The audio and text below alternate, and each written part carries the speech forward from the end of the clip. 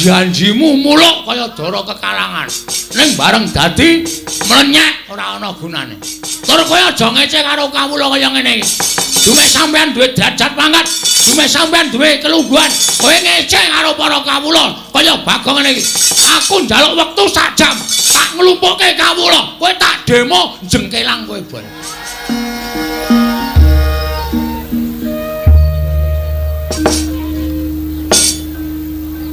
Hyang Agung mugi ngayomana marang Praja Ngamarta sak isinipun. Nuwun mangke Koko Prabu. Dereng sawetawis dangu rawuh paduka Kanjeng Koko Prabu jimat semban kula.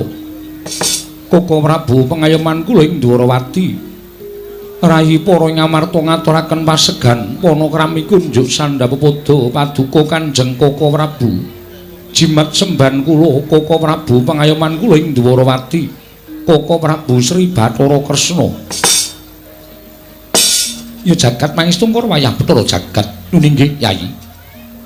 Sakalangkung bombong raos sing manahipun ing Raka Indrawati. Dupi kula tampi timbalanipun kadang kula Yayi Prabu Ngamarta.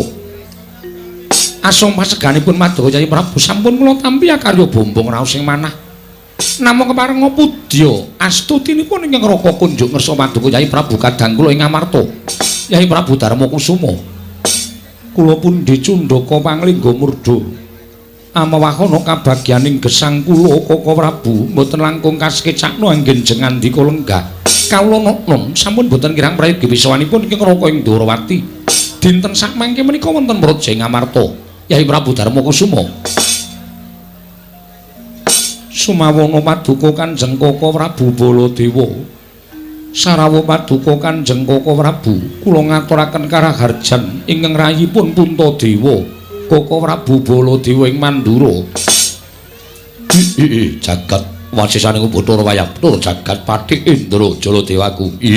Yayi. Tansah pinanganing kawidadan niring sambikala sawanipun ing Raka ing Mandura. Mangga widada niring sambikala durga mendhak kala sirna.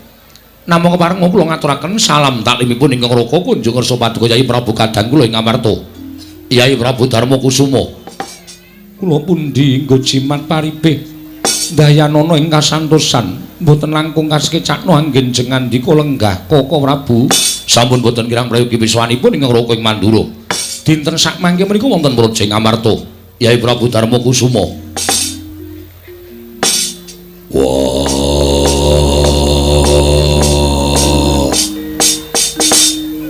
Kresna kakangku, aku ngaturake sembahku katura. Kresna kakangku. Kadangipun Kakang Werkudara.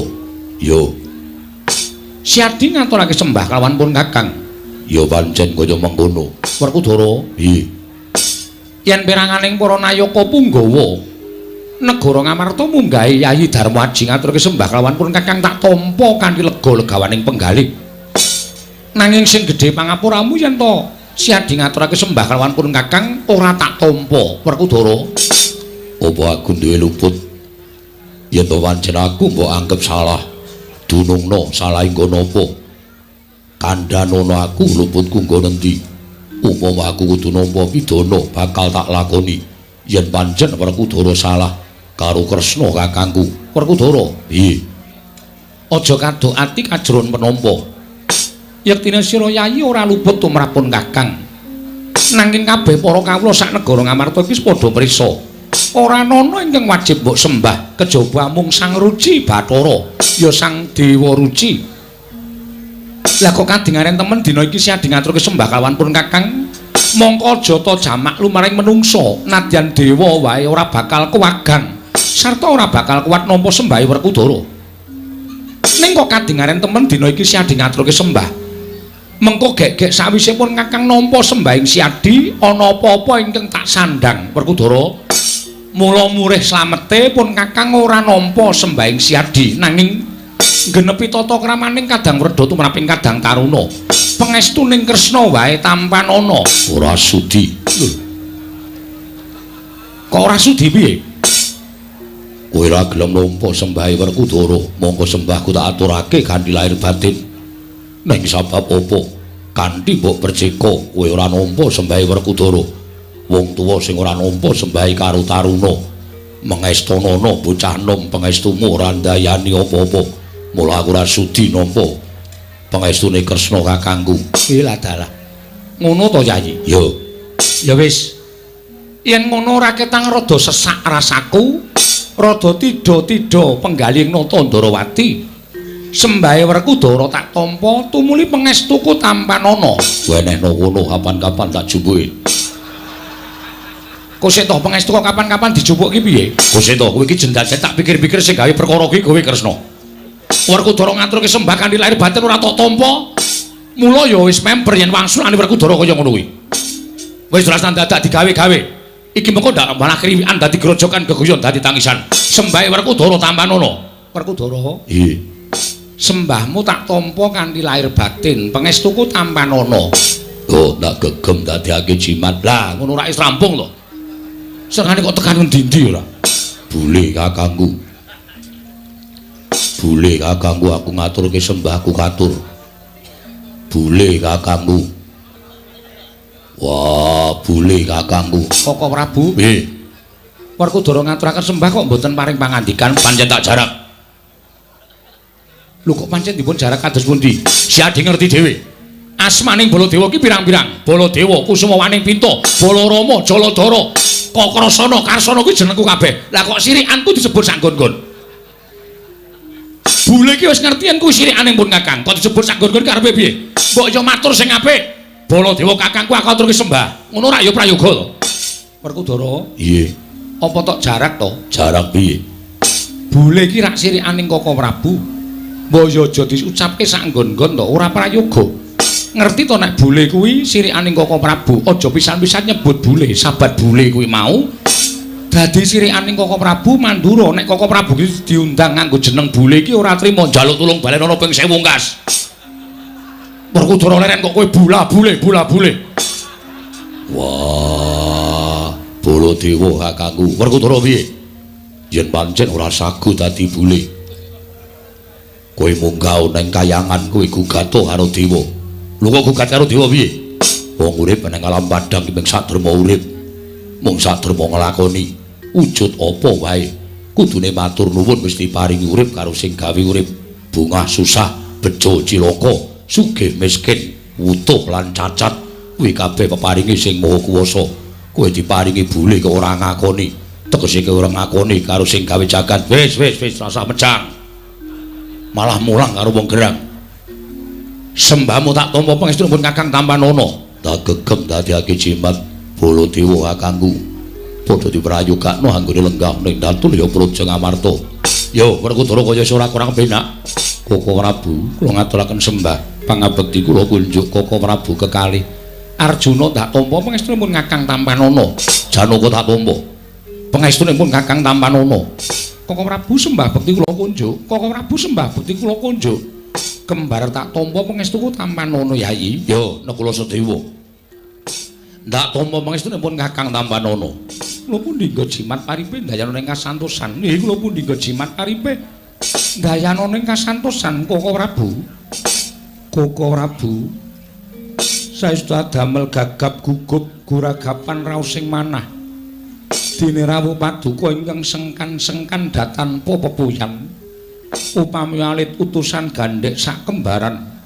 Agengipun utusan Ayaka ing Ndarawati bilih rika nggan mangke paduka badhe kepareng tedhak wonten ing Praja Ngamarta. Saestu kula nedhi ngrakit rata kencana kinarya amethuk paduka Kanjeng Koko Prabu. Saha nyawisaken Hermawar. Kinarya amiji ampean paduka Kanjeng Koko Prabu ing Ndarawati. Koko Prabu, Yayi, kula wonten timbalaning adhawuh. Nadyan nembe kawiyos sing pangandikan kemawon persasat sampun tumplak punjen sinundul puyuh. Persasat kadidene kejugurkan Wukir Sari kalepaning Samudra Madu. Namung semantena tata upacara ingkang prajaning mekaten menika kala wau boten saktepipun menawi paduka pisungssungaken dhateng Raka ing Ndarawati krana saking pangraosipun ing Raka ing Ndarawati pendak-pendak kula sowan dhateng Praja Ngamarta menika tanpa beda kados dene wangsul dhateng Praja ing Ndarawati.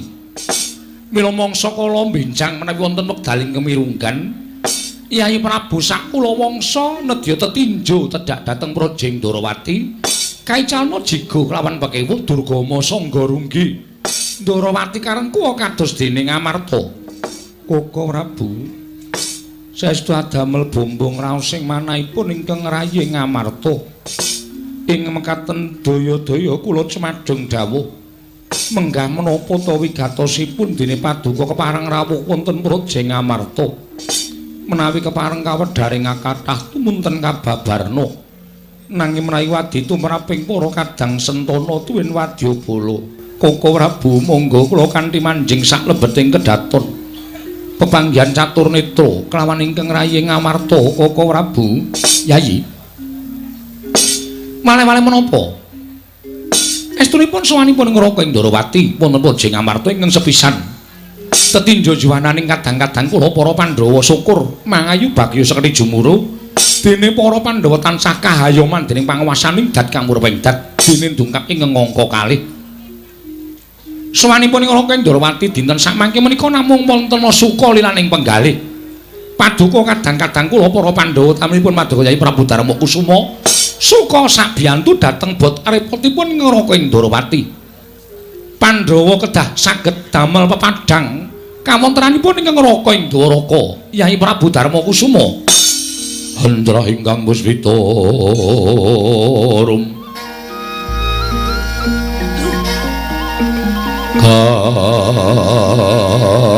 kasiring samirana mrih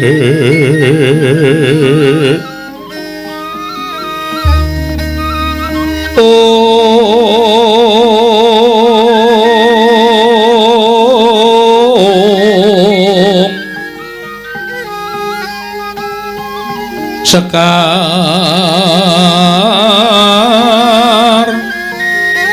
gadung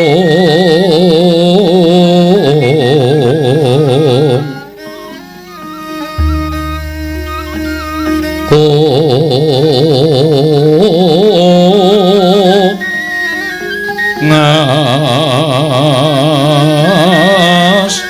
gandanya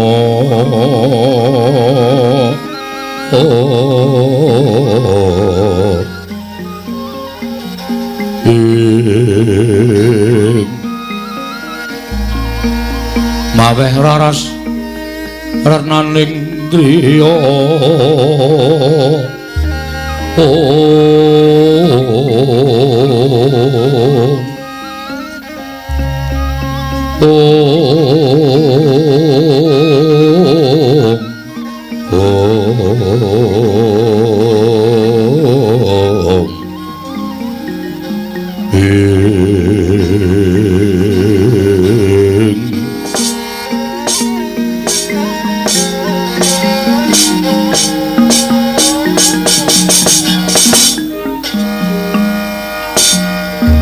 Koko Prabu saestu adamel kagiat sotaning manahipun ingkang raying Amarta dene mekaten wiyosing pangandika paduka ingkang mestenipun ingkang sampun kelampah bebasanipun Pandhawa menika ngendika seklimah tindak sepecak mboten nate kantun tansah tetarosan lan paduka Kanjeng Koko Prabu nanging sabab menapa dene wiyosing pangandika paduka titi kelenggan sakmangke paduka paring dawuh bilih nyuwun senjata pitulung tumbak kenceng dhateng para Pandhawa.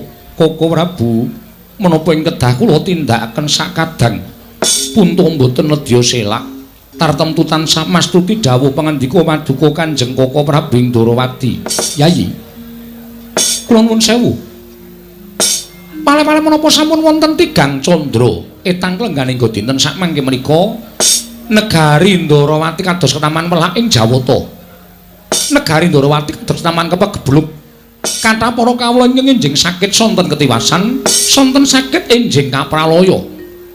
Monggo sampun boten kirang-kirang nggih kula budidaya ngrawakaken para sewa sugata para nimpuna, para pandhita resi supados anambak rengkaning praja parendiring katindakan gagar wigar tenantuk karya.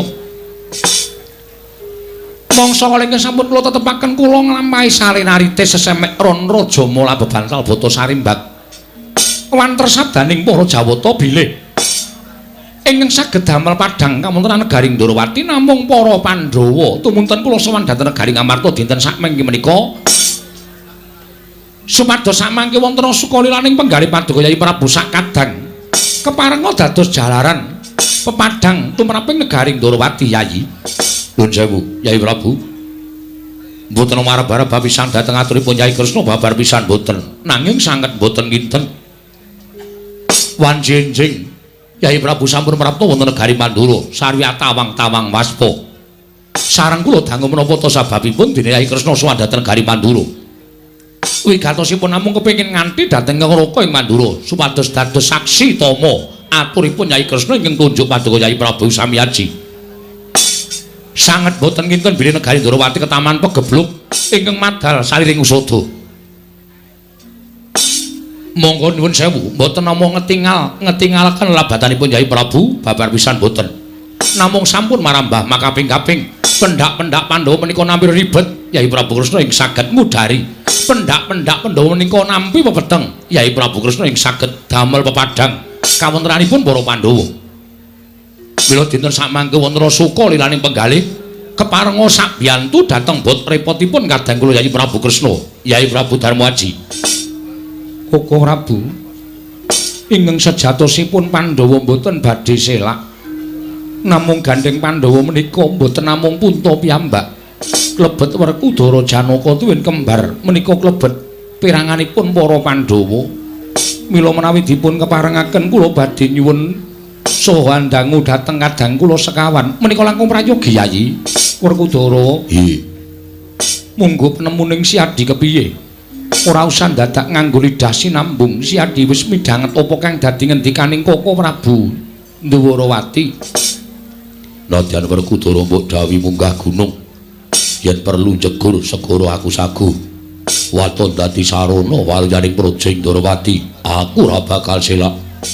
Nadyan ingkang rayipun Arjuna. Bebasan kula kadhawan manjing tumangan kula mboten badhe selak Koko Prabu. Nuwun sewu Koko Prabu.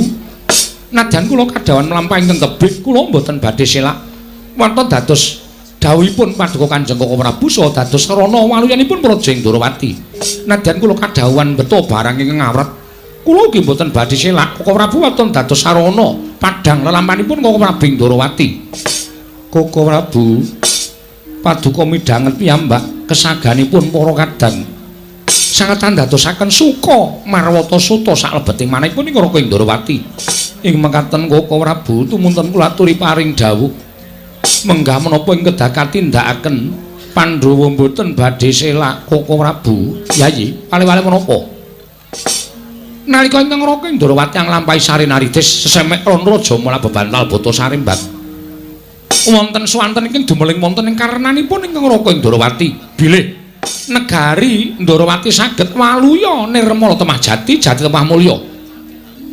Negari Ndwarawati saged manggih pepadhang menawi para Pandhawa ingkang suka sakbiyantu mboten sanes kejawi namung menawi para Pandhawa paring ampil wujuding pusaka ngamarta inggih menika pustaka Jamus Miyang Jimat Klima Sada. Kinarya nambak rengkaning praja, kinarya tumbal wadaling Projing Ndwarawati Yayi Prabu Ngamarta. Lengleng driya mangungkung mangungkung gandhuan rimang lirlena tanpa kanin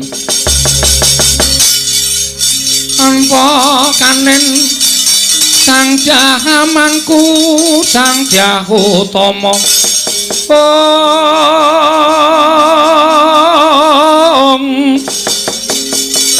amangku sang jahutama wusehang rerepa Wusehang rerepa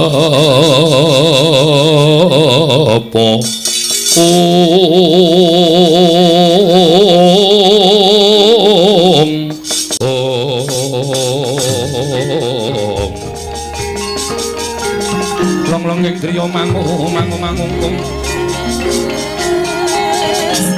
kandhuan rimang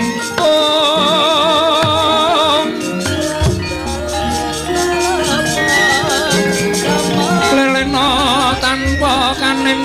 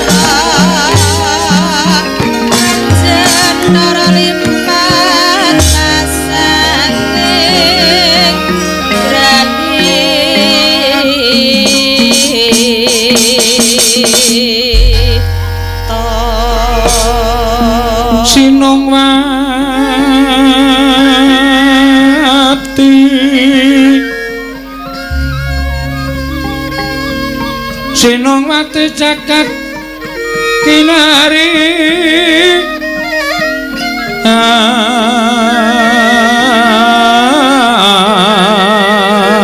among mbak lumembak ombak ing samudra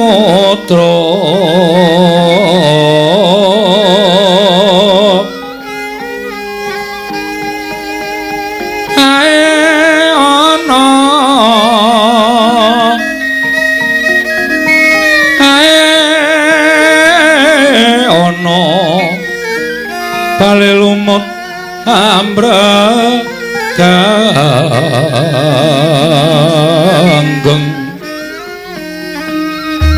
awito denjengan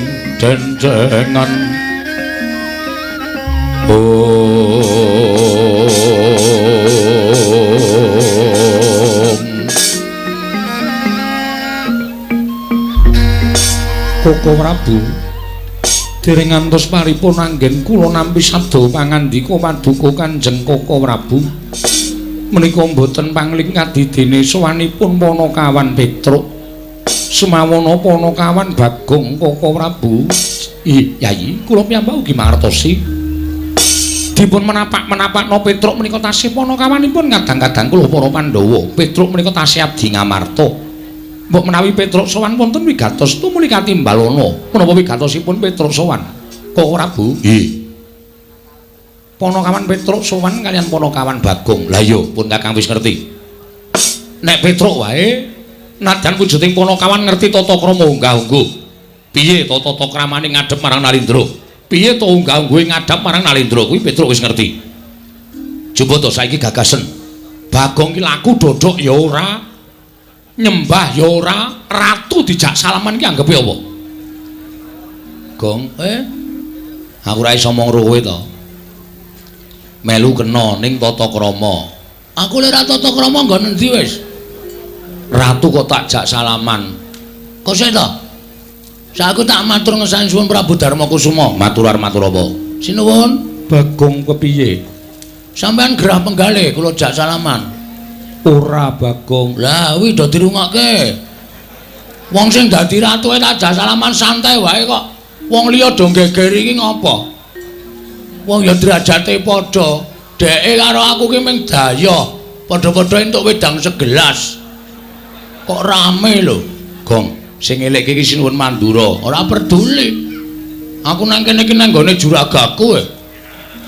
Juragamu sapa? Ndara Pandhawa nak juragaku to. Bagong. Non. Ning kowe tudu tata krama. Kula nek ra tata krama nggon apa? Lho, kok sak malah sajak sora leh ngomong kok sik to. Koko Prabu sampun to. Ora, aku mengeleke Bagong. Aku pengen Bagong kuwi ditata krama kaya Petruk. Ngadep ratu kuwi ya kena ning nganggo tata krama. Lek kula kurang tata krama nggon apa? Wah, jan. Sesore kok gawe masalah lho. Wis gong aja tok tanduki ya aja tok tanduki. Oh, tanduki piye aku ki wong emosinane. Aku nek digetak wonge cepet nesu e. Mbok alon iso to Bagong, kowe nganggo tata krama, ngono ora apik to. Bagong. Nganggo tata krama, aku urung budhek lho, Tru. Ha iya. Mengkene kono kok bengok-bengok. Koko Prabu sampun. Sampun, mangke malah panjenengan boten kajil. Lho sirku ki ngandani ya kena ning aja ning pasewakan. Menika nembe wonten Narendra Siniwaka. Mangke ndak malah gegeran kaya ora apal karo watake Bagong. Ya wis tak kuat-kuatke. Ora kuat dibecakke.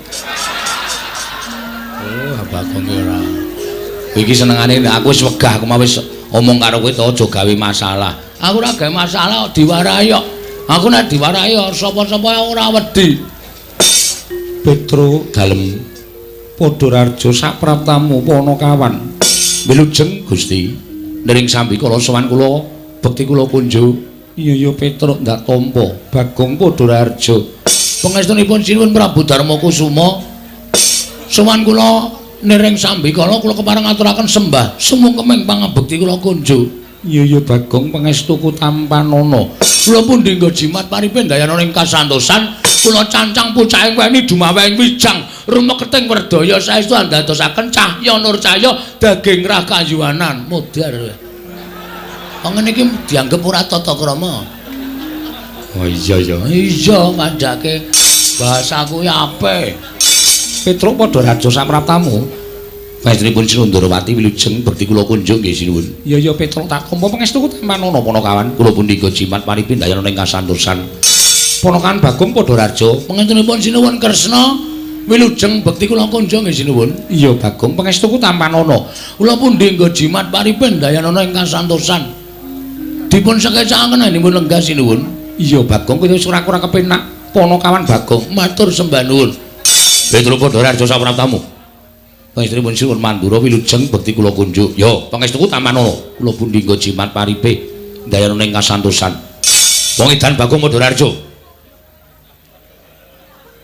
Wong edan Bagong Padhararja. Lho lha iki apa ora ngecek karo aku iki? Aku ki ratu tinimbali karo Batur kok ora diwangsuli iki piye Kresna? Gong, mbok wangsulan to. Kowe wis tau ora aku mlebu rumah sakit jiwa kok. Ha ya urung. Ha mbok sing apik nek ngomong ki. Ngenake atine Urawang, ngenake atine kanca iki sepira abote to? Aku ki nang omah disembah anak putu lho, Tru. Bojoku wis ngambung tanganku. Kono kene mung diedan-edanke. Arung tau edan dunekke edan. Koko Prabu menika ya salah kok. Lho, salahku ngono apa? Wong Bagong ki ora tau edan kok dunekke edan. Ya aja ngono to. Nadyan to kawula ning aja sak kepenake dhewe. Wah, sajake loro ati tak unekke edan. Inggih, sajakipun ngaten wong Bagong ya kedunungan rasa. Ya to Bagong. Ah iya, anu nggih. Ya wis. Anu apa? Bagong. Wong bagus dhewe sak donya. Raharja sapraptamu. Bagong. Lho iki dunekke edan ora wangsulan direke bagus ora wangsulan. Kono gong rasa melu ning jero kowe mari geger wae kok kowe. Wis tau ora aku bagus aku ki ngiloe sok semaput lho, Tru. Kok dunekke bagus iki lho, wong lulu karo wong ece iki nglarake wong lulu. Wong ngerti ora wong lulu? Ora ngerti. Wah, kudune ngerti wong lulu ki nek wis dimplok terus di nglulu, diulu. Wong lulu ki ngunekke wong ning ora karo wonge, ning slole nyuwara, ning wonge sing dunekke ning jejere. Kuwi lara banget asline. Aku ki bayi we tak liling sok mecicil. Kok dunekke bagus. Koko Prabu sing lumrah mawon. Yo Bagong Padhararja sapraptamu. Pangetunipun Ndara Baladewa ngono penak ndadak wong bagus wong elek. Bekti kula kunjuk. Yo. Pangestuku tampanana. Kula tumpuk kula yo kowe. Modal ora kowe. Walat karo ratu iki ngono kuwi. Kula pundi nggo jimandayana ning kasantosan. Petro, nuwun. Slamet. Nggih pangestunipun Ndara Werkudara wilujeng. Bagong. Nuwun. Ora celometan. Iki keraton tutundang kamu. Wah, anggere sing gojek kaya idak ndasmu. Diar kowe. Wangsulan saiki gage. Mana mau ora wani kok. Idak ndase arep dhewe apa? Ayo sing seru. Baterene entek. Baterene entek. Tak cese sik ngomen rada seret. Tak cese lah. Petro Padhararja, pangestunipun Ndara Janaka wilujeng. Bagong Padhararja. Pangestunipun Ndara Janaka wilujeng. Apa Bagong? Baterene entek lho. Pangestunipun Ndara Janaka bekti kula kunjuk. Iya tak tampa. Petro Padhararja. Wilujeng Ndara kembar. Bagong Slamet, pangestunipun kembar. Ndara. Wilujeng bekti kula kunjuk nggih, Den. Iya tak tampa pangestuku tampan ana. Petro dalem sinuwun. Ana wigati apa dene sowan mangka tanpa tinimbalan para gage matura marang panjenengan ingsun. Apa saka karepmu dhewe apa diutus bapakmu Semar? Petro matura ingkang terwaca. Saderengipun kula matur kepareng kula ngaturaken tebasi di sekolah bening tulen kula pun tamba bilih wonten tempat kula anggen kula munjuk atur ngersa paduka Sanata. Lan nyuwun pangapunten menawi kiranging tata krami dunadung kaping tanduk jer kula menika namung batur, kula menika namung Panakawan. Mila mboten aneh menawi kirang tata krami, mboten aneh menawi kirang subasita. Ora dadi apa Petro, matur sembah nuwun. Ingkang sepisan kula ngaturaken sembah sumengkeming pangabekti dungkap angka kalih. Seman kula menika mboten saking pikajengan kula piyambak, namung kula menika dapur dipun utus dening Bapak Semar. Diutus dening bapakmu nggih. Yogene bapakmu dene utusan marang sira Petro. Ngaten sinuwun. Udakawis sampun wonten setunggal candra menika, bapak menika kula wis padhake niku kaya wong lara ning ora lara, kaya wong masuk angin ning ora masuk angin. Lah niku dadi bingung raos sing manah kula kali Gareng kali Bagong. Wong bapak niku dicaosi daharan ora dahar, dicaosi unjukan ora diunjuk. Penerawange kaya adoh ning katon suwung penyawange. Mula kula kuwatir nek nganti eneng apa-apa sing tumanduk dhateng bapak sing kelangan nggih ming kula Gareng karo Bagong. Terus kula cah telu sowan kersane bapak. Matur kersanipun bapak. Pak eneng apa, Pak? Nek pancen bapak kuwi duwe pepinginan, bapak ngendika karo anak-anak, bapak ki wis sepuh. Tur anak-anak wis mentas kabeh. Sing jeneng wong urip ki Cakra Manggilingan. Jaman aku isih cilik, Gareng isih cilik, Bagong isih cilik biyen tok tetah tok dulang tok turuti apa penjaluke anak. Lah saiki nek anak wis mentas kuwi nek wong tuwa wis tuwa kuwi dadi tanggungane anak, penjaluke wong tuwa kuwi dadi tanggung jawabe anak-anak. Mula nek bapak duwe penjaluk ngendika aja meneng wae kaya ngono kuwi. Kula matur ngoten niku. Iya Petro. Bareng kula matur ngoten niku bapak terus krekel-krekel sikile gelem mandhap saking lincak. Terus gelem nyawang kula kali Gareng kali Bagong. Terus bapak paring pangandikan. Petro, Gareng lan kowe Bagong, kowe aja wedi, kowe aja bingung. Aku ngene iki aku ora gagas uripmu, aku ngene iki ora gagas uripku. Aku kaya ngene iki ora gagas marang kahananku dhewe. Ning aku kaya ngene iki aku gagas marang kewajiban sing tak sandhang. Kewajibanku mbiyen nalika aku ditarik karo Kanjeng Rama Sanghyang Pukulun Bathara Tunggal, kepengin urip ning kayangan apa ning jagat. Aku pilih ning jagat, pilih dadi pamomong. Tumuli aku medhun ning jagat. Lan aku sinampiran pakaryan sing tak mong kuwi para-para satriya ingkang ngatetaken ati suci pepayung budi rahayu. Satriya-satriya ingkang nengenake marang kautaman. Wiwit Ndara Palasara nganti tekan para Pandhawa kuwi pirang-pirang turunan sing tak dherekke kok rasaku kaya mathuk, rasaku kaya cocok lan gathuk lan suwe dhewe aku momong marang para Pandhawa. Wiwit Pandhawa isih kuncung nganti gelung, wiwit Pandhawa isih jabang nganti celaprang. Nganti Pandhawa saiki duwe negara dhewe, ya kuwi negara Ngamarta. Kowe tak kandhani ya, Truk. Nuwun sewu lho, sinuwun kula nirakaken swantenipun Bapak. Iya, Petruk ora apa-apa. Kowe tak kandhani. Negara Ngamarta menika mbiyen didadi negara ingkang panjang punjung pasir pawukir Lojinawi gemah Ripakarta Tata Toraharja. Kawulane padha manunggal tetunggalan sengkut gumregut manunggal kebak karo kunal manunggalake tekad sebaya mukti sebaya mati njunjung marang derajating Praja Ngamarta. Mula ora aneh nek Ngamarta mbiyen kondhang kaluka. Negara ngendi-endi kepengin kaya negara Ngamarta. Nggih, Pak. Ning saiki kok wis beda, Tru. Wonten niku. Saiki Ngamarta kok wis beda. Ngendi-endi padha regejegan, ngendi-endi padha bentak sirah, ngendi-endi padha golek menange dhewe, luwih-luwih saiki uripe kawula Ngamarta ora tentrem. Urip marang ora tentrem, merga akehing para kawula ingkang padha nerak marang pernatan hukum negara Ngamarta, ngudel bingung nungsang puyang, numbuk bentuk sakarepe dhewe. Wekasan mentala karo sanak kadang mitra kawruh tangga teparo watun kasembatan kang ginayuh. Lah, kanan sing kaya ngene iki yen tak sebut Ngamarta ki saiki krisis moral. Ngoten niku Bapak. Bapakmu ngerti moral.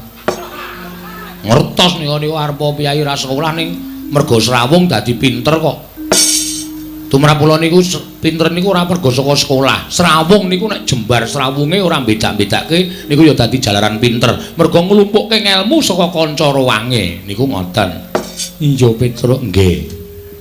Lah terus kersane Bapak aku arep dandan-dandam negara Ngamarta.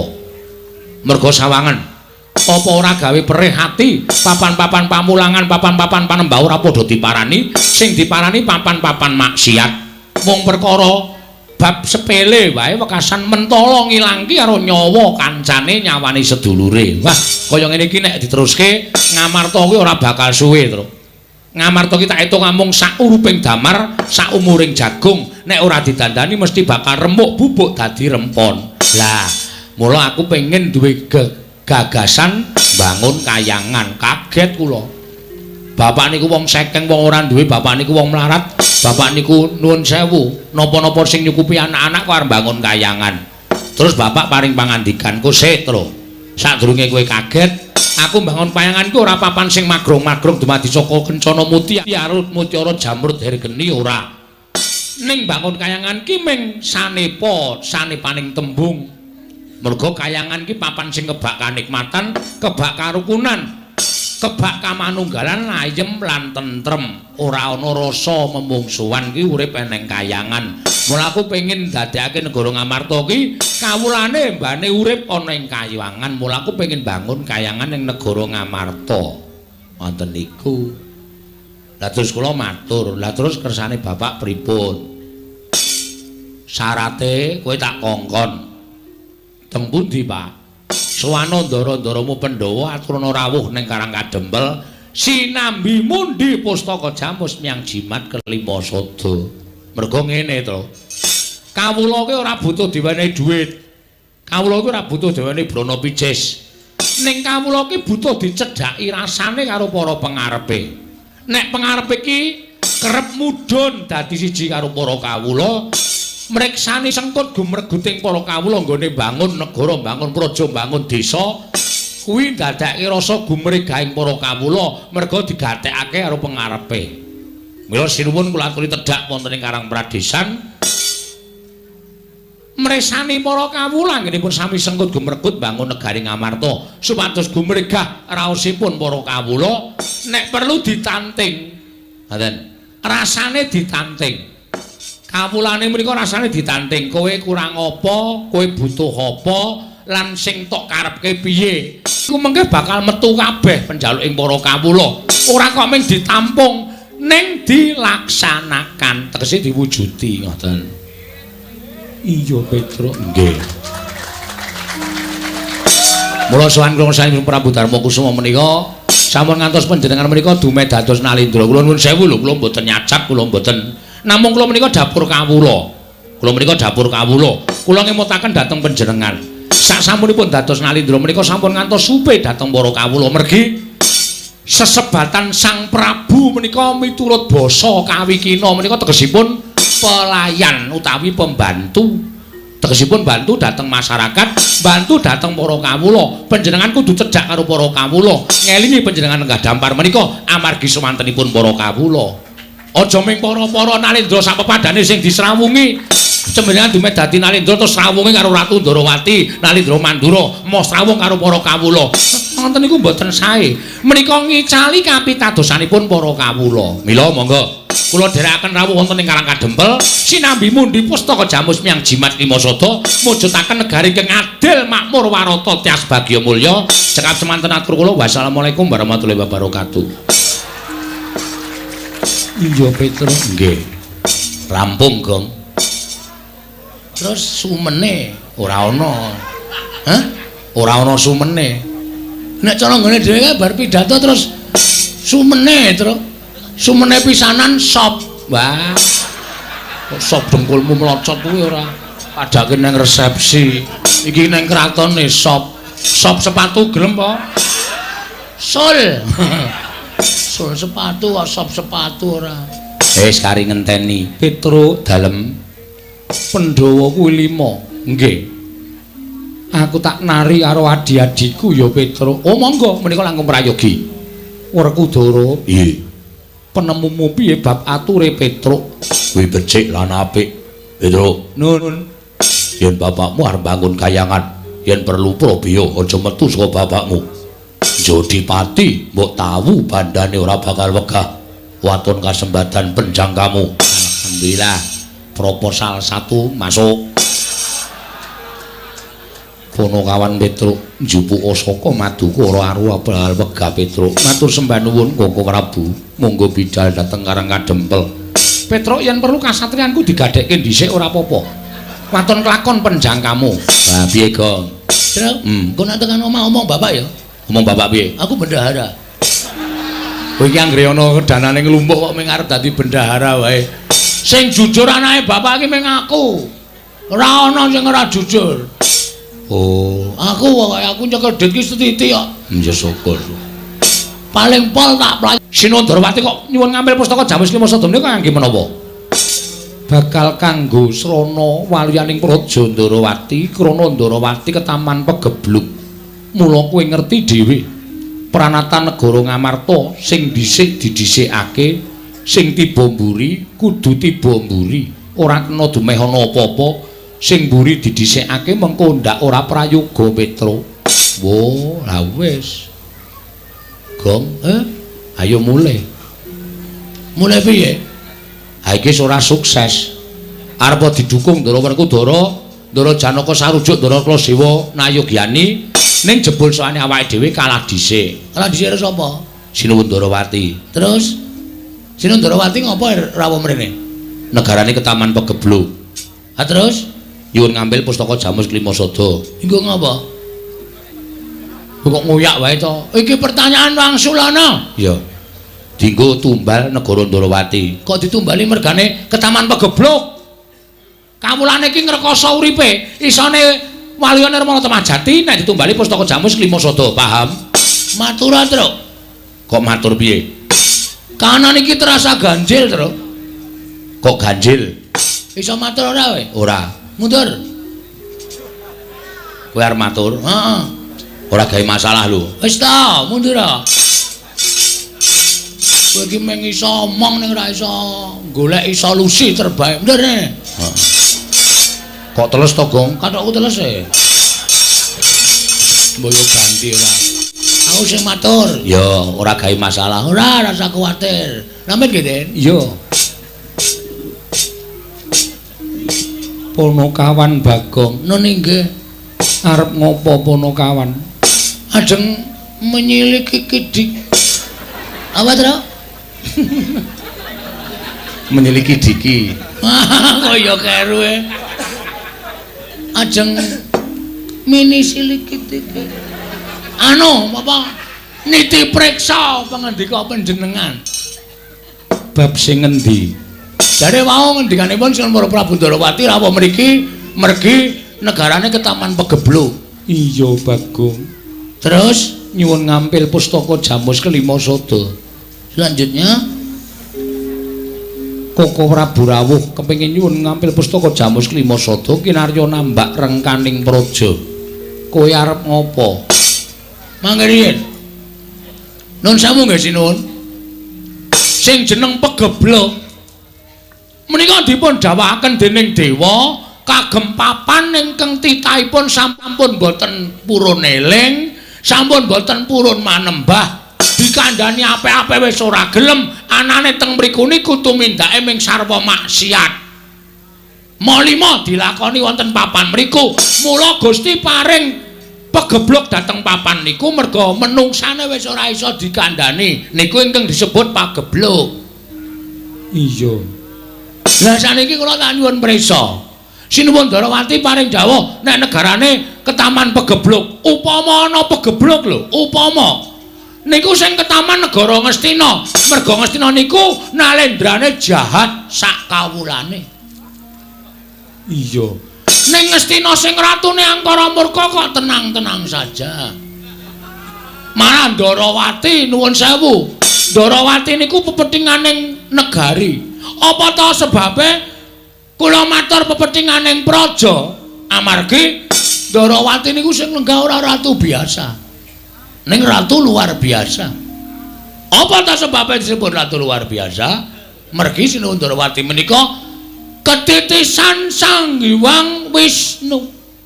Sang Hyang Wisnu niku dewa sing tukang nentremke jagat, dewa sing tukang apa to? Halo ya. Areng kabagyan dhateng titahipun. Lah saniki kula tak takon. Ngastina sing dadi ratu wonge jahat ora ketaman Pegeblok. Kok Darawati sing nalendrane ketitisan dewa kok ketaman Pegeblok nika nuwun sewu. Perlu dicek dulu. Ampun ngantos sampean mengke keblithuk. Ampun ngantos sampean mengke keblithuk. Merga saniki ngaten sinuwun. Nuwun sewu, kedung jero iso dijajaki ning atine menungsa sapa sing ngerti. Runtang-runtung saben dina ning mentala nusuk saka mburi niku pirang-pirang. Mula saniki ampun nganti gegabah, ampun nganti sembrono, arepa panjenengan nganggep menika ingkang neraka, pendak dina kumpul kalian para Pandhawa. Ning sinten ngerti? Ngoten. Atine menungsa niku nek Gusti ngeparengake diwalik saka apik dadi elek, saka elek dadi apik, niku mung kantun ngedhepke paningale tok. Cek ngoten niku wis malih atine Sinuwun Darawati. Menika ingkang sepisan. Iya, Bagong. Ngamping pindho? Rada seru, Gong. Ngelih. Kanggo bengok-bengok lara ya wonten kula. Ayo mau didhawuhi ora gelem kowe. Oh, ya wis ora apa-apa. Kuat-kuatke. Heeh. Ingkang angka lara. Sakniki niku akeh sulapan. Sakniki niku akeh wong apus-apus. Sandangan Kresna niku teng pundi-pundi saniki nyewake, merga saniki akeh reog. Nuwun sewu, ampun gampang percaya. Mula Nalendra Lenggasiniwaka menika aja nggunakake netra lair tok, ning netra batin digunakake supaya aja gampang diapusi. Lah nek iki Sinuwun Darawati sing palsu, nuwun sewu. Pustaka Jamus Klima Sada iso digawa dening Sinuwun Darawati, mongko jebul nika panjalmaning mungsuh. Kula nuwun sewu terus sampeyan kelangan Pustaka Jamus Klima Sada. Pusaka Jamus Klima Sada menika mboten namung pusakanipun para Pandhawa, ning nika pusakanipun para kawula sak negari Kamarta. Nek nganti kelangan Pustaka Jamus Klima Sada sing reka dudu sampeyan, ning kawula ugi ngrekoso. Ada terus? Menika leres lho kula sing ngomongke. Mula kudu kedah ngatos-atos. Ngaten? Ning nek sampean rawuh tarang-karang kedempel niku pusaka ora pisah karo para Pandhawa. Pusaka dadi siji karo para Pandhawa. Pusaka aman, Pandhawa ya aman. Ning sedaya gumantung dhateng panjenengan. Ajeng mangparingke Sinuwun Darawati ya kena. Ajeng mangparingke Petruk kalih Bagong ya ora apa-apa. Niku berbawasa wonten asta paduka Gusti kula ingkang Sinuwun Prabu Dasamuka Barapaya. Gong, Dharma Kusuma. Ngoten. Ratri Menggale. Mboten pripun-pripun lho niki ping ngemutaken. Nek nganti niki wong liya telik Mangendrajala mungsuh ingkang maraja saka sela-selane Garu. Sapa sing ajeng cilaka sinuwun Ratri Menggale?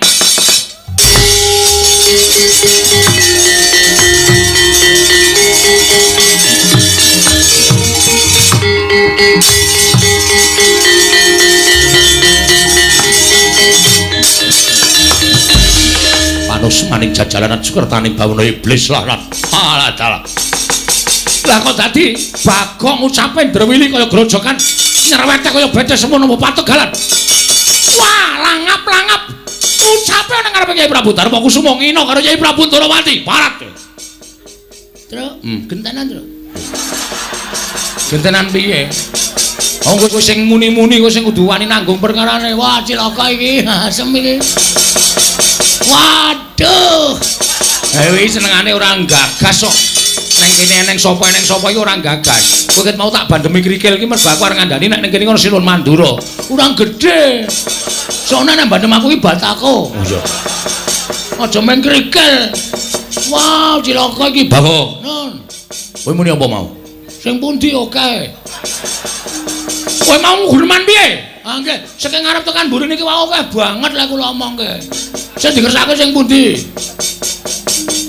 Kowe mau nguman-uman karo Kyai Prabu Ndrawati ya. Kowe ngunak-unakke Kyai Prabu Kresna. Kowe nguman-uman karo Kyai Prabu Ndrawati. Kowe ngerti ora? Kresna kuwi sapa? Kresna meneh Ratu Ndrawati. Karo aku sambunge apa? Lho, pun ijab napa? Ndut. Cengengesan. Tak kira nek isi ijab e, ajare pertanyaane sambunge apa? Nek sambung tresna, ayo. Gong ora cengengesan kuwi diglandang nenggala modar kowe. Ya kene Satra aku iki nek dinesoni wong ora iso wangsulan e. Lho, ngene to. Kene to diwangsuli, kowe iki mau tak wangi saiki aku diwangi genti. Mbok diwangsuli wong sing gawe masalah kowe kok. Aku senengane mek gawe masalah. Ning ngrampungi ra iso. Aku gawe masalah, senenge. Ndak sepi kahanane. Aku nek ora tak gawe masalah iki gawe Satra. Ya. Tenang bae, Gong. Eneng aku tak wangsulan. Lho iki Petro sing maju yo. Kula sing mburi kok. Wis gawe masalah. Ya kok sing alon-alon. Nuwun sewu. Kula sing nyuwunaken pangapunten adi kula Bagong sinu. Bagong niku lare ndugal kewarisan. Sak omong-omong niku nek perlu ora usah digagas. Mergo omongane Bagong niku nek digagas marai mangkel, marai nesu pun mboten usah dipenggalih. Yen lumrah ora bakal tak gagas. Sepisan pindho, Bagong rasane mengi Prabu Ndrawati ora bakal tak gagas. Ning bareng ganeping ping pira bola bali ngunake Prabu Ndrawati. Kuwi dadi murkane Nata Mandura Prabu Baladewa. Aku ora trima yen to adhiku Ndrawati diuna-unahi karo Bagong. Nggih, kula sing nyuwunke pangapura. Ora ana pangapura kanggo Bagong. Gong. Terserah ling rembug kono. Aku wis pet-petane, Tru. Ah ngopo mergane? Ha iki kok dadi masalah ora rampung-rampung. Kowe nyoba nyuwun ngapura dhewe. Gah, lho. Aku cuma kok nyuwun ngapura mbok menawa ayem. Wis ayem ora ayem. Wis nguneke aku wong edan. Mau aku teko duneke ra tata krama. Ha iki terus piye? Wis waneni wae. Waneni dongkulmu nglocot kuwi. Sing arep wani Sinuwun Mandura sapa? Aku kowe. Aku ora wani kok. Ayo wis ayo mulih. Iki piye to Gong awake? Wae nek ra wani alah dene, Tru. Wani. Nek ku Sinuwun Prabu Baladewa muntap, aku sing nandangi. Sisan gawe ngarep kene. Kene, aku dadak aku ki ngomong. Nek mari gewani kene. Lah sembodo. Engko nek dikongkon bapak aku pimpinane lho, Gong. Kowe mburi rasa melu-melu. Saiki ndi? Sapa sing iso wangsulan? Meng aku. Piye karepe Mas? Lho. Karepe piye? Lho, sermu iki piye? Aku takon karo kowe kok. Karepmu iki piye? Kowe wani karo Kyai Prabu Ndrawati? Mboten. Lah kok kowe ngunek-uneke? Kula ora ngunek-uneke, meng ngrasani. kok ana wonge. Ha salahe nang kene. Mbok lunga sik ora masalah. Wah, Bagong kowe aja sak kepenakmu dhewe lamusan karo Baladewa. Kowe aja sak kepenakmu dhewe lamusan karo Baladewa. Saiki ngene wae. Pripun? Aja nganti dadi pasulayan, nggih. Kowe bali. Bali piye? Bali yo. Wis ora ana ojek. Iki adoh iki nggone iki. Kowe bali yo. Terus nek bali kondo karo bapakmu. Bapak kula Semar. Heeh. Kondo karo bapakmu. Bapakmu kon ngilo karo gitoke. Bapakmu kon nyawang karo cengele. Bapakmu ki men kere gedibal 17 wong elek nyolong mripat. Mong batur karo bangun kayangan ki. Bapakmu ki sing gablek apa aku tak takon.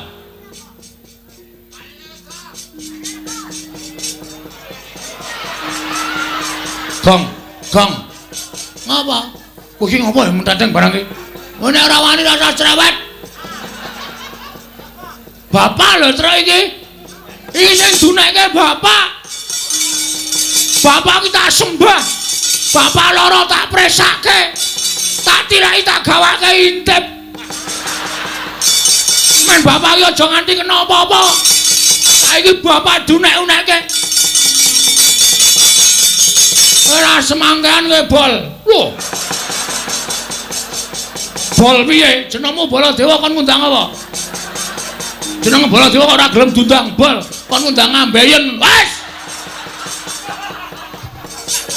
Bagong kurang ajar tenan. Wes meneng tro, nek ora wani metu sana. Kono metu sana aku tak metu keri. Aku nek marem tak metu. Saedan ora. Ngene Mas, kowe aja suwiya-wiya karo bapak. Kowe nguneke bapak wong kene gedibal 17 wong elek nyolong mripat. Bapakku mung batur. Nyatane ngono. Kuwi disawang saka ngendi?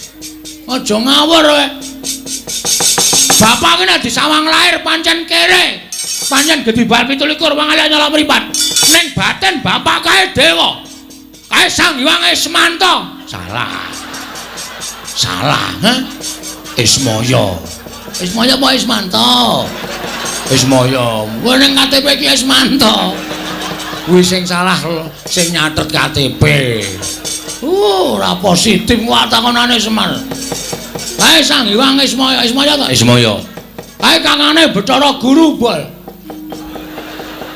Kowe iki nek piknik pol-pole arep nganggo derajat pangkat, arep kowe pol-pole nganggo kaya ngono kuwi, kowe iki nganggo mekuta, nganggo sandangan sarwa apik pol, kowe nek piknik ming nang mall, ya ta?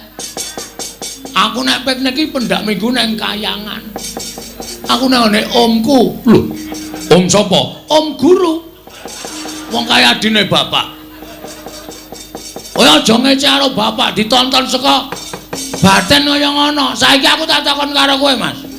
Tak takon karo kowe. Kok dadi kowe kok seneng-menang karo aku ki maksudmu piye to? Kok kowe seneng-menang karo Bagong, ha?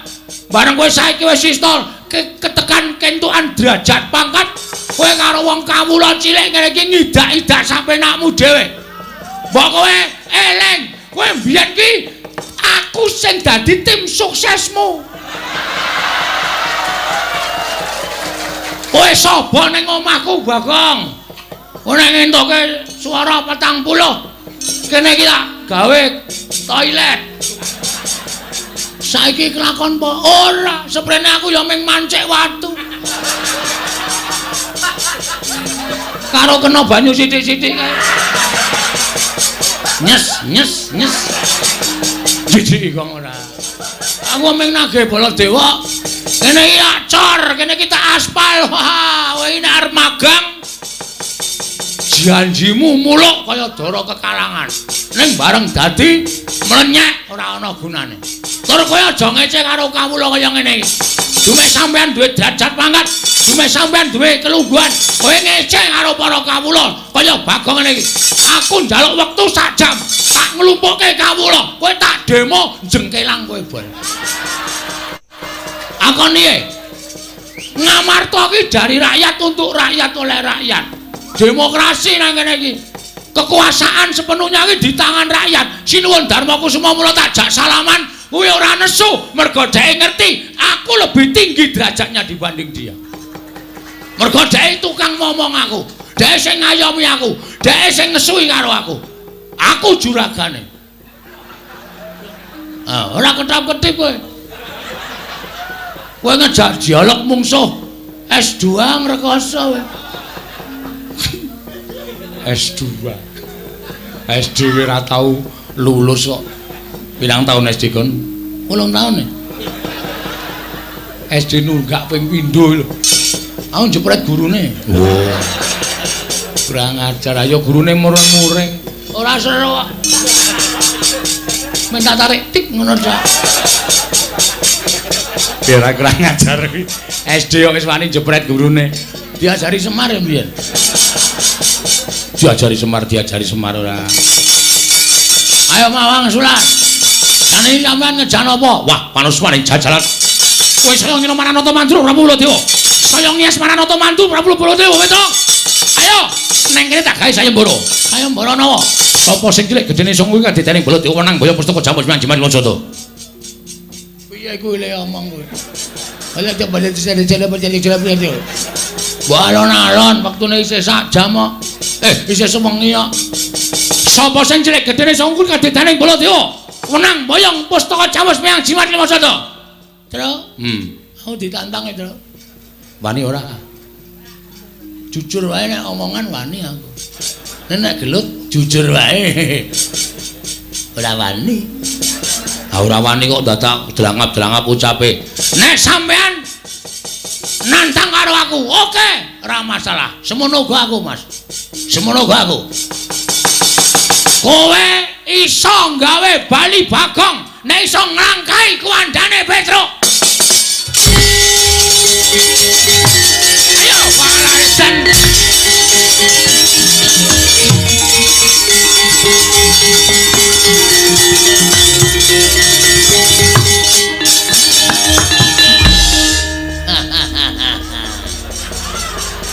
Mungsuh wong cerdik.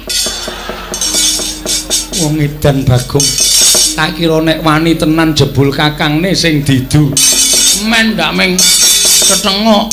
Petruk niku napa-napa dikuasai. Wau disangoni Semar ya sing nggawa Petruk. Dhek jajan ya kula ming turan. Ora tak patekke. Lah iya lah saiki karepmu piye?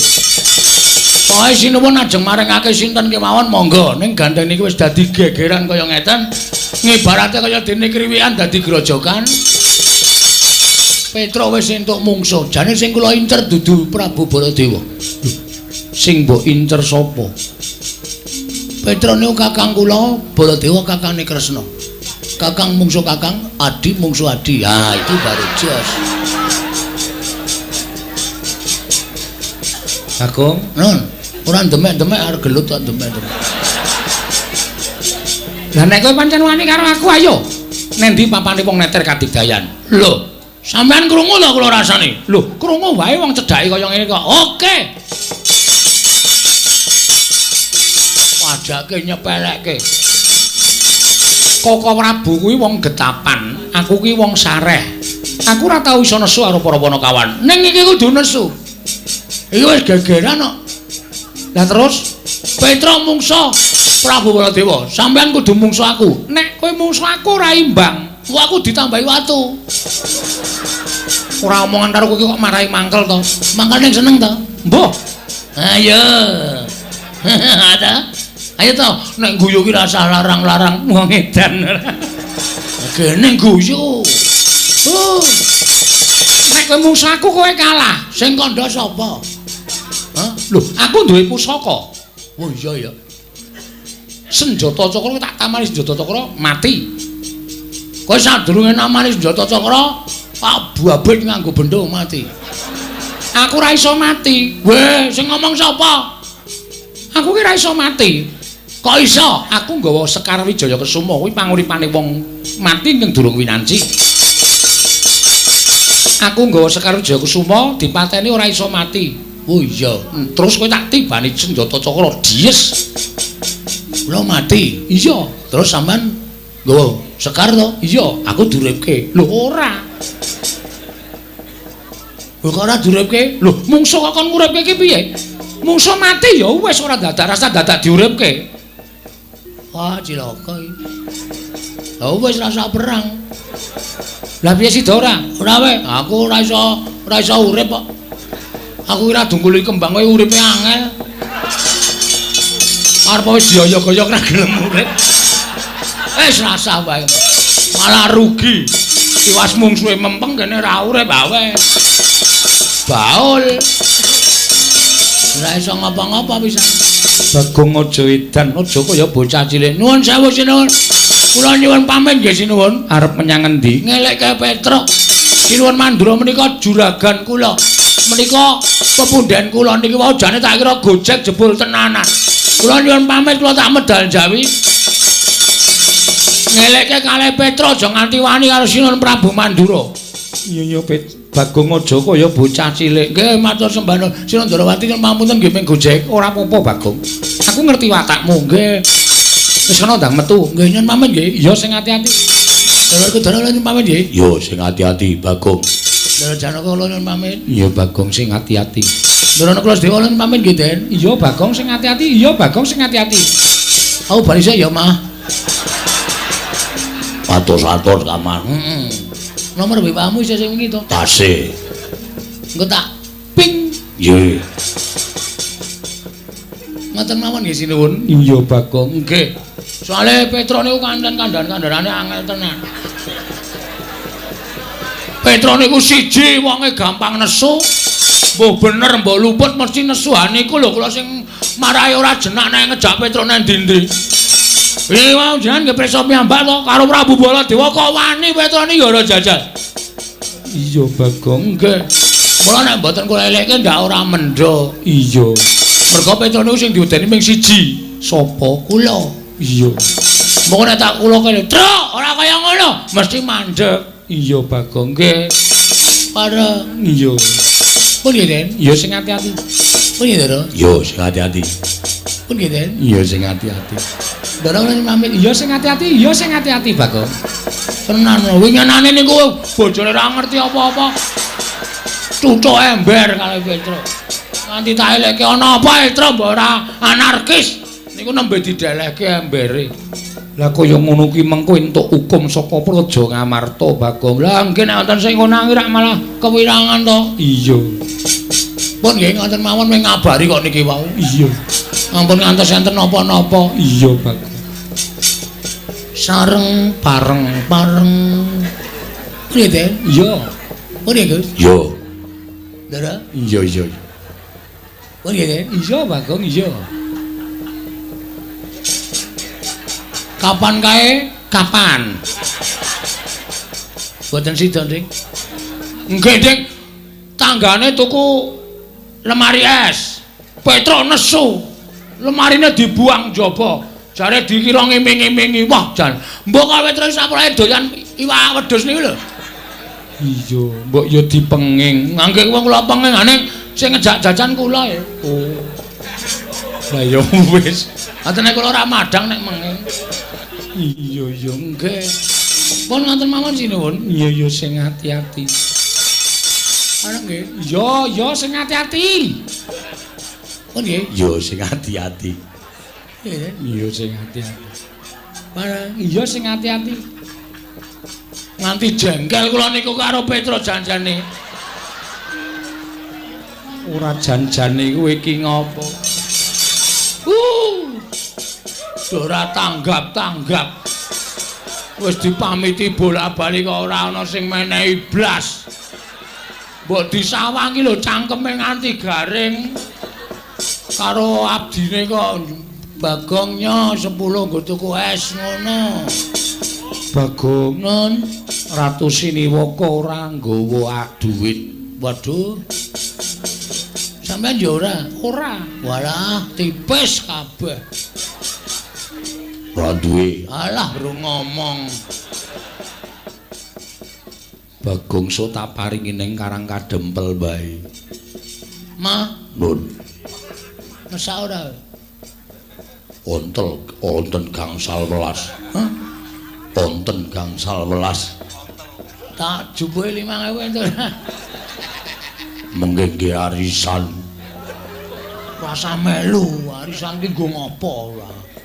Engko nek entuk terus mlayu. rasa urunane. Ampun. Oh. Rupane elek. Medhit. Bareng iya. Bareng. Yo. Bareng. Yo. Bareng. Ketak dasmu. Mboten. Kowe Patih Andakawana.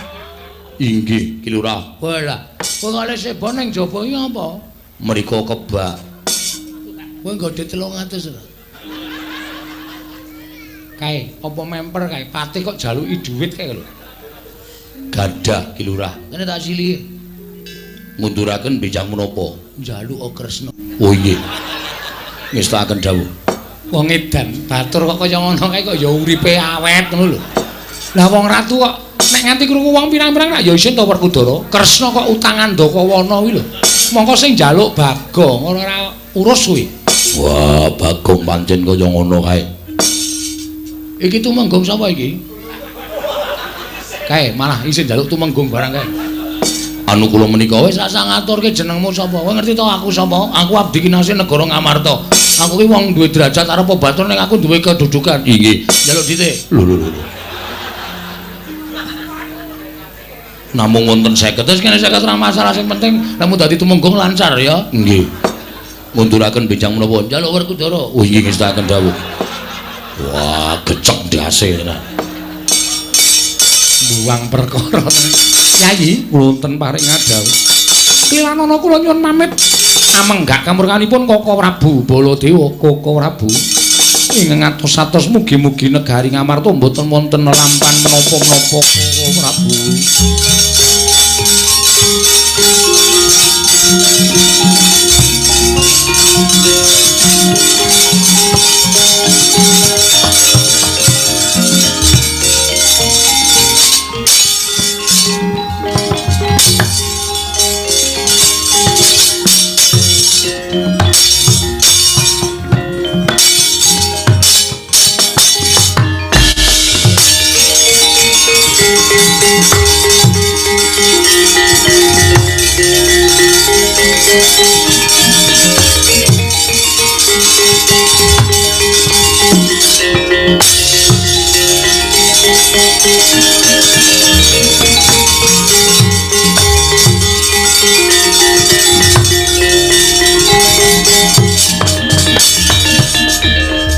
Arjuna wonten maring dawuh Werkudara ewahaya ing pambudi kepiye munggo penemuning Siadi apa bakal ndak caosake marang Koko Prabu apa bakal ndak paringake marang Petruk barep kakangku Werkudara piye aku percaya marang kabijaksananmu bakal mbok paringake sapa aku percaya kabeh wis nganggo petung Dimas nanging sak ora-orane Siadi matura kudu apa dhisik ingkang ndak tindakake Koko Prabu kula aturi manjing sanggar pamelengan sasana panembah gandeng menika sampun wanci bedhug kula aturi nindakaken panembah ing wanci bedhug tengangipun sasampun menika ngagengaken asmanipun Gusti Wungsal Wangsul marambah makaping-kaping satemah samangke pikantuk tirta wening penggali paduka saengga saged mutusaken badhe kaparingaken dhateng sinten pustaka Jamus Miyang Jimat Kelima Sada. Yayi Arjuna ya pun ngakang ngaturake panuwun ingkang tanpa pepindhan. Kang mangkono Werkudara budhana kang padha seba ingsun kundur ngedaton. Ya wis to dawuh. Kaya wis ora ana dawuh maneh Dimas Haryasena. Purna gatining paranggilan. Salah-salah kundur daton jeluk saking dampar kencana. Kinapit gambaran gading. Kadharaken sangganing peromban cedhi manggung ketanggung Jaka Paloro ingkang samya ngampilu patraning keprabon kawis dengan saking mandra tindaknya Sri Naranata katon sesanti kamulyane